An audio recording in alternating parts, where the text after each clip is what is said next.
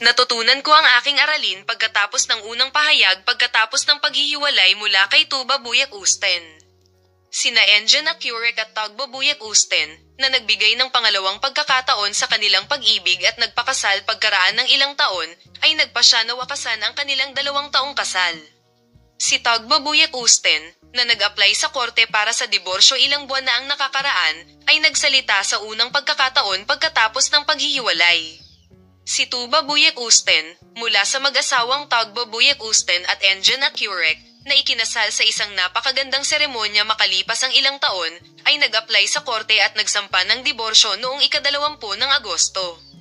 Si Tuba Buyak Usten, isa sa duo na hindi nagbigay ng pahayag sa isyu hanggang ngayon, ay nagsalita sa unang pagkakataon pagkatapos ng paghihiwalay. Ito ay isang napakahirap na punto, sinabi niya sa panayam na ibinigay niya. Ito ay napakahirap para sa paghihiwalay. Si Tuba Buyak Usten, na inilarawan ng kanyang post-breakup na damdamin bilang nakakatakot at walang magawa, ay nagsabi na ang mga damdaming ito ay nagpalakas sa kanya. Ipinarating niya ito sa kanya habang siya ay nabubuhay. Sinabi ni Tuba Buyak Usten na sinuri niya ang kanyang sarili hanggat nabubuhay siya pagkatapos ng breakup. I examined it little by little and said, "Okay, nagkamali ako dito, hindi ko nakita yun," he said.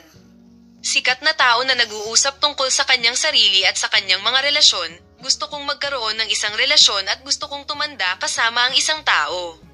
Akala ko magiging buo ako at magiging masaya sa ganitong paraan, hindi pala. Sa wakas ay natutunan ko ang aking aralin at tumagal lamang ito ng 30 taon.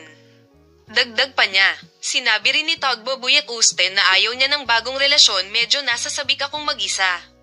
Hindi ako naghahanap ng kahit sino dahil gusto kong makita kung ano ang magagawa ko kapag libre ako. Kung gusto mo ng higit pa, kailangan nating maging malusog at buo. Dapat mong tratuhin ang iyong sarili ng mabuti. Akala ko naiintindihan ko na ito dati pero hindi. I decided na I need to be alone this summer. Gusto kong patunayan sa sarili ko na kaya ko, he said.